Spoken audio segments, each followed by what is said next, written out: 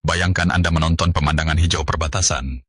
Lalu tiba-tiba terlihat terowongan rahasia dan mayat terkubur setengah. Apa yang sebenarnya terjadi di balik rekaman drone gelap itu? Dalam video kali ini, kita akan mengungkap sindikat evakuasi gelap TKI lintas negara. Dari petunjuk korupsi pelabuhan hingga penggeledahan di Phnom Penh. Jangan lupa klik tombol subscribe sekarang dan aktifkan notifikasi. Karena setiap detik di kisah ini menyimpan rahasia yang tak boleh Anda lewatkan. Yuk, kita mulai penyelidikan ini bersama.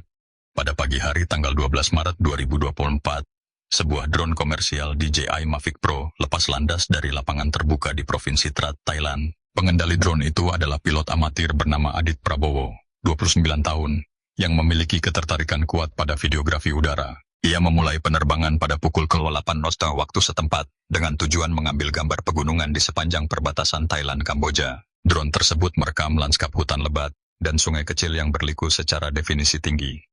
10 menit setelah lepas landas, kamera secara tak sengaja menyorot struktur semi-permanen di tengah hutan.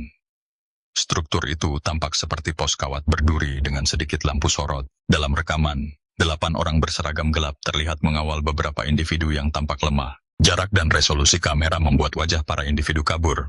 Namun Adit mencatat koordinat GPS pada 12.34567N, 102.34567E. Ia memperbesar gambar digitalnya untuk memperjelas aktivitas misterius yang terlihat. Setelah mendarat, Adit mendownload file ke komputer dan menyimpannya di kartu SD eksternal. Ia meninjau ulang video dan menemukan terowongan bawah tanah yang baru dibuka di sisi barat pos. Tidak ada tanda-tanda papan izin atau pengumuman resmi. Rekaman awal sempat ia unggah tanpa sensasi ke grup drone entusias di media sosial. Namun, seorang anggota komunitas menuduh aktivitas itu sebagai bukti penyelundupan manusia. Perdebatan online pun meletus, memancing keingintahuan jurnalis investigasi senior Rati Suryani di Jakarta. Pada 14 Maret 2024, pukul 19.13 waktu Hatyai, Rati bertemu Adit di sebuah kafe pinggir jalan. Ia memeriksa metadata video dan menemukan waktu perekaman sesuai keterangan Adit. Ratih menyorot modus operandi Bea Cukai Thailand, yang dalam laporan LSM sering terindikasi korupsi. Adit menyerahkan file asli, berlapis enkripsi, untuk diverifikasi lebih lanjut. Malam itu juga, Ratih memberangkatkan salinan aman ke rekan kerjanya di Indonesia. Keesokan harinya, ancaman melalui saluran terenkripsi menghentikan Ratih untuk sementara. Di kantor imigrasi Thailand beredar memo internal yang menandai video itu sebagai hoax. Pada 16 Maret 2024, Adit dipanggil polisi imigrasi Thailand dan diperiksa sebagai tersangka penyebar informasi palsu. Ia menolak tuduhan tersebut dan hanya menjelaskan ia merekam lanskap alam. Di ruang pemeriksaan, Adit menyaksikan petugas memutar rekaman drone di monitor. Di tengah video terlihat mayat terkubur sebagian di halaman belakang pos kawat berduri. Mayat itu berbalut pakaian seragam kotor dan tampak hanya terkubur seleher. Pemeriksaan berlangsung hingga pukul 02.00 dini hari sebelum Adit dibebaskan dengan jaminan. Namun, rekaman asli disita pihak berwenang. Di Jakarta, Ratih menyiapkan draft laporan investigasi, sambil menghubungi sumber Kementerian Luar Negeri. Sumber enggan berkomentar karena khawatir dampak diplomatik. Saat menelusuri ulang footage, Ratih menemukan stempel Bea Cukai Indonesia pada dokumen yang tergeletak dekat mayat. Temuan ini mengindikasikan keterlibatan oknum petugas di Pelabuhan Tanjung Priok. Ratih mengirim bukti tersebut ke Komnas HAM, menyiapkan kelanjutan penyelidikan korupsi dan penyelundupan manusia. Pada 20 Maret 2024, tim gabungan Mabes Polri dan Interpol mulai membongkar jaringan sindikat yang terungkap dari rekaman drone. Pemimpin operasional penyelidikan adalah AKBP Nugroho Prasetyo, detektif berpengalaman 45 tahun yang pernah menangani kasus perdagangan manusia di Aceh. Nugroho menerima laporan dari Rati Suryani melalui saluran tertutup pada pukul 10 WIB. Laporan mencakup metadata video asli dan hasil verifikasi sementara dari ahli forensik digital. Ahli forensik digital menemukan bahwa rekaman telah diubah sedikit di beberapa frame, demi menyembunyikan logo militer Kamboja. Dugaan manipulasi waktu perekaman juga ditemukan. Jam internal kamera drone diubah menjadi zona waktu Bangkok. Berdasarkan jejak metadata, teridentifikasi 3 nomor IMEI perangkat yang menggunakan salinan rekaman. Milik seorang pegawai Bea Cukai di Tanjung Priok. Nugroho memerintahkan penyelidikan terhadap petugas Bea Cukai dengan inisial YD, berusia 38 tahun. Tim Polri meminta asistensi pihak Kedutaan Besar Indonesia di Bangkok.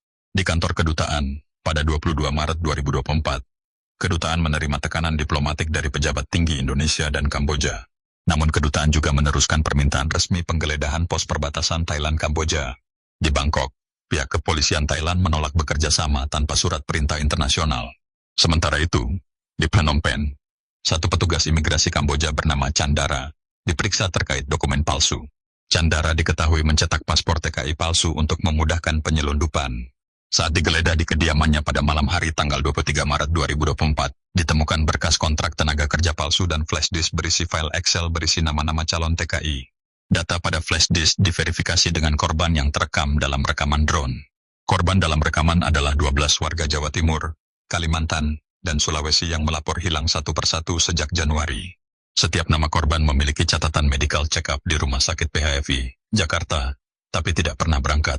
Bukti menunjuk pada sindikat yang merekrut calon TKI dengan uang pelicin jutaan rupiah. Tim forensik Jakarta mendapatkan potongan kain seragam yang menutupi leher mayat dalam rekaman. Kain itu cocok dengan motif seragam militer Kamboja, jenis M98, yang hanya dipakai unit logistik tertentu.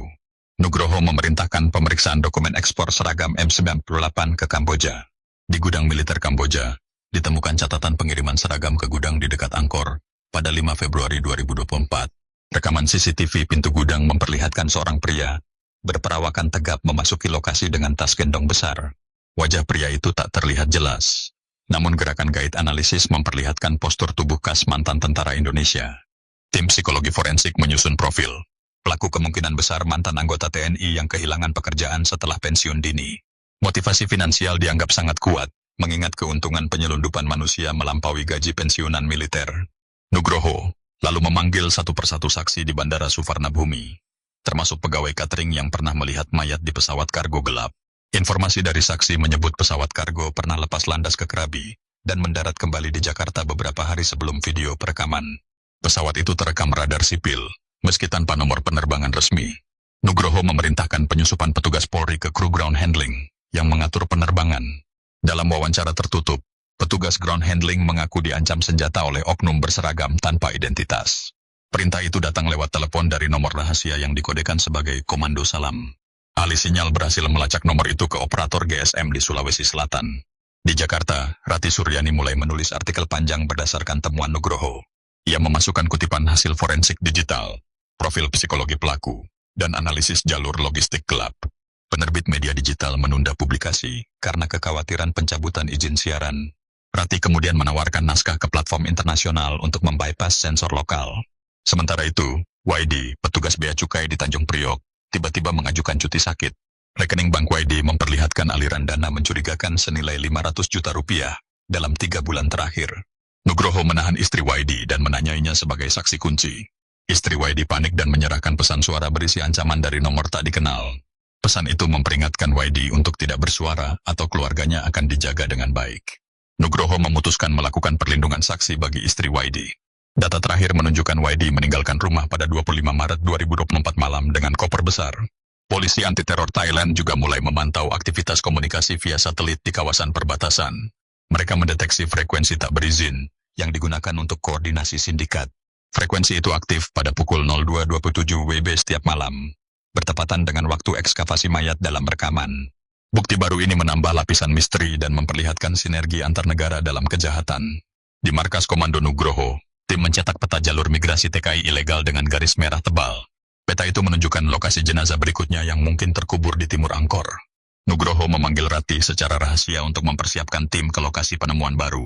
Saat persiapan dilakukan, terjadi ledakan kecil di kantor kedutaan Indonesia di Bangkok pada dini hari 28 Maret 2024. Ledakan itu merusak salah satu ruang arsip, termasuk dokumen penyelidikan awal.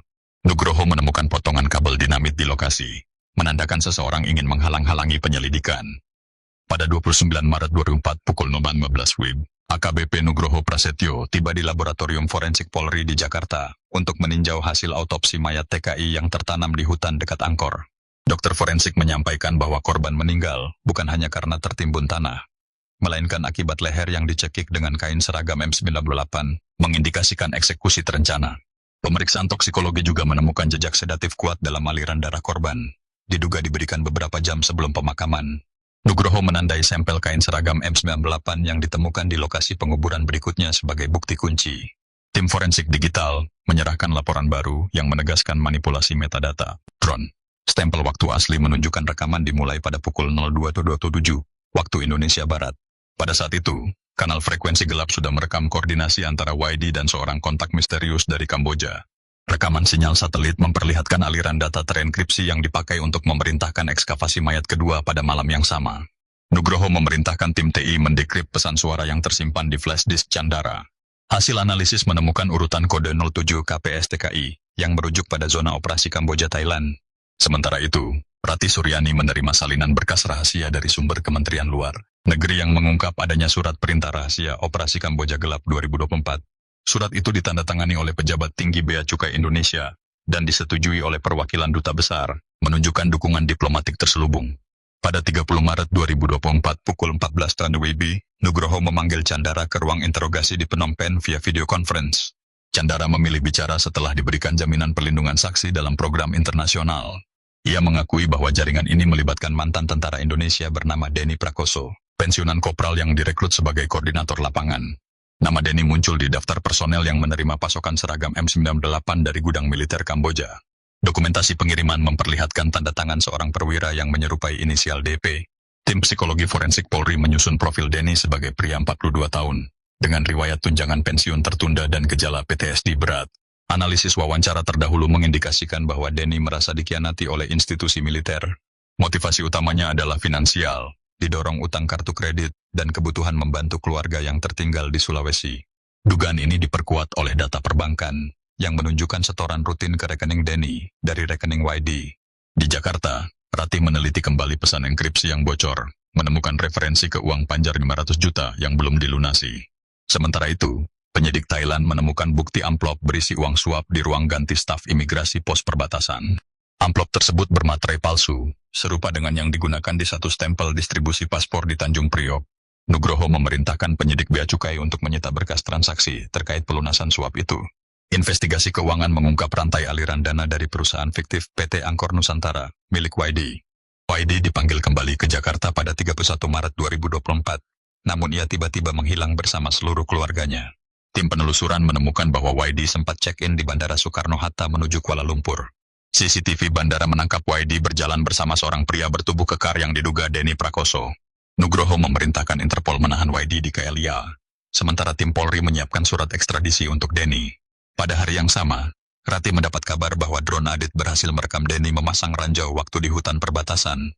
Gambar night vision menunjukkan Denny mengenakan seragam M98, wajah tertutup helm, tangannya cekatan mengatur detonator. Detonator itu selanjutnya digunakan dalam ledakan kecil di kedutaan Indonesia. Memberikan sinyal, operasi berjalan. Nugroho menilai aksi itu sebagai pesan ke penyidik, bunuh diri atau berhenti menyelidik. Di pusat krisis Polri, tim merangkai timeline, perintah suap YD, logistik seragam N98, ledakan diplomatik, dan rencana mayat berikutnya. Bukti forensik selanjutnya datang dari sampel seragam M98 yang dicocokkan dengan mikroserat pada detonator. Mikroserat itu hanya ditemukan pada seragam milik unit logistik tempat Denny bertugas. Nugroho meminta profiler psikologis mendalami pola perilaku Denny dalam rekaman CCTV dan sinyal komunikasi. Laporan psikolog menyatakan Denny memiliki sifat perfeksionis, mudah tersinggung, dan pandai menyusun rencana terstruktur. Hasil wawancara keluarga mengungkap bahwa Denny merasa hilang tujuan setelah pensiun, lalu mudah direkrut oleh sindikat. Pada 1 April 2024 pukul 09 WIB, Denny Prakoso ditangkap di Kuala Lumpur saat hendak menaiki penerbangan ke Phnom Penh. Ia terkejut ketika petugas Interpol menyodorkan surat penangkapan internasional. Di sela penangkapan, Denny sempat membisikkan mereka memerlukanku untuk menjaga hubungan dua negara. Ucapan itu menimbulkan tanda tanya besar tentang peran pejabat tinggi dalam operasi. Nugroho mengatur konferensi pers terbatas untuk menunjukkan potongan video rekaman drone dan bukti seragam. Ia menegaskan bahwa ini bukan operasi pemerintah resmi melainkan jaringan kriminal berbahaya. Rati menyiapkan dokumenter digital yang menampilkan wawancara eksperimen dengan korban selamat yang lolos dari sel sindikat. Salah satu korban menceritakan bagaimana ia disuntik sedatif dan dibawa dengan pesawat kargo tanpa nomor. Penuturan itu menambah beban emosional dan memperlihatkan sisi kemanusiaan di balik angka dan kode. Pada 2 April 2024 pukul 07.45 WIB, pesawat khusus Interpol membawa YD mendarat di Bandara Soekarno-Hatta untuk proses ekstradisi. Pukul 09.03 WIB, berkas dakwaan resmi dilimpahkan ke Kejaksaan Negeri Jakarta Selatan oleh tim Jaksa Anti-Trafficking. Surat dakwaan mencantumkan pasal perdagangan orang lintas negara, korupsi, dan pembunuhan berencana. Pada 5 April 2024 pukul 10 WIB, sidang pembacaan dakwaan digelar di ruang sidang 4. Lantai 3, Gedung Pengadilan Negeri Jakarta Selatan. Majelis hakim terdiri dari 3 orang, dipimpin Hakim Triwibowo, dengan Panitera Sari Handayani sebagai pencatat jalannya persidangan. Jaksa menghadirkan Adit Prabowo secara daring untuk otentikasi rekaman drone dan memberikan keterangan teknis metadata.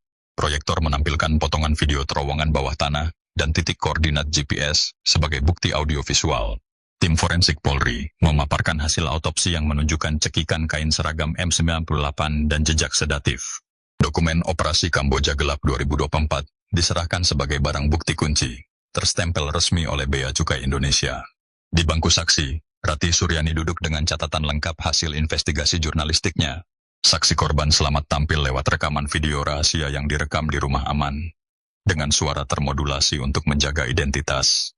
Korban menjelaskan proses penjebakan di agen penyalur TKI palsu dan injeksi sedatif sebelum dibawa dengan pesawat kargo. Jalur logistik rahasia diperlihatkan melalui peta interaktif yang menunjukkan rute dari Jawa Timur ke Angkor. Rekening Bank YD tampil di layar sebagai bukti aliran dana suap senilai 500 juta rupiah. Surat perintah rahasia yang menjerat pejabat Bea Cukai Senior, inisial HL, diminta jaksa untuk dicas, call to court. Pengacara YD berargumen bahwa kliennya hanya mengikuti perintah atas, mengajukan permohonan membuka saksi pejabat tinggi.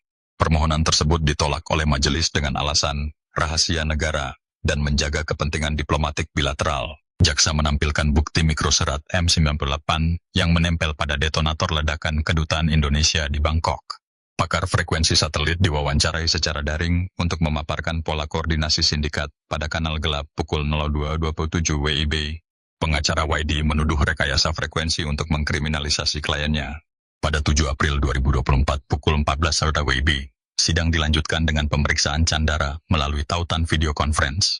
Chandra menguraikan kronologi pencetakan paspor palsu dan penyiapan kontrak tenaga kerja dengan dokumen bertanda tangan palsu. Ia memberi rincian gudang militer Kamboja, tanggal pengiriman seragam M98, dan nama Denny Prakoso sebagai koordinator lapangan. Majelis hakim mencatat adanya jaringan lintas negara yang melibatkan oknum militer dan bea cukai.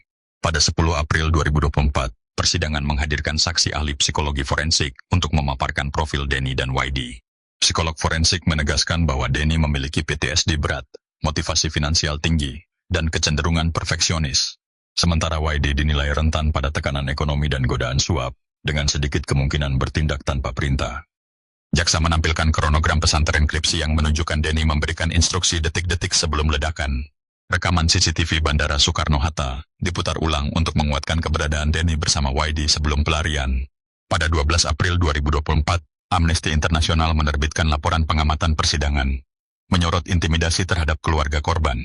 Tim pemantau menyatakan jalannya proses belum sepenuhnya transparan karena banyak dokumen disegel. Publikasi media internasional melonjak dengan judul Perdagangan Manusia dalam Bayang Diplomasi.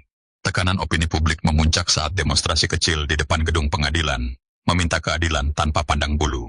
Pada 15 April 2024 pukul 9 WIB, putusan sela diumumkan. YD tetap ditahan. Denny akan menghadapi proses ekstradisi Malaysia. Hakim menekankan pentingnya menuntaskan berkas pejabat tinggi sebelum vonis akhir dapat dijatuhkan. Di luar ruang sidang, Rati Suryani menyiapkan potongan akhir dokumenternya yang akan menayangkan kontradiksi dalam sistem hukum. Kamera dokumenter menyorot wajah keluarga TKI yang menunggu keputusan dengan ekspresi kosong. Narator mencatat bahwa meski persidangan berlangsung, otoritas politik masih menguasai akses dokumen kunci. Keputusan akhir dijadwalkan pada 25 April 2024, lebih dari sebulan setelah persidangan dimulai. Di malam sebelum vonis, ruang tahanan YD diterangi lampu remang, menciptakan siluet tanpa wajah. Di Malaysia, Denny masih menunggu di sel Interpol, mempertanyakan loyalitas pada negara asalnya. Surat rahasia yang pernah bocor menyebutkan bahwa kasus ini tidak boleh berkembang ke nama-nama besar. Majelis hakim menutup sidang dengan kalimat keadilan akan berbicara, tanpa memberikan petunjuk lebih lanjut. Demikian kisah rekaman gelap di Angkor. Dari drone amatir hingga pengadilan internasional, kita melihat betapa rapuhnya nyawa dalam perdagangan manusia, dan seberapa dalam korupsi bisa merayap. Ingatlah, keadilan tidak turun begitu saja. Ia butuh keberanian dan sorotan publik.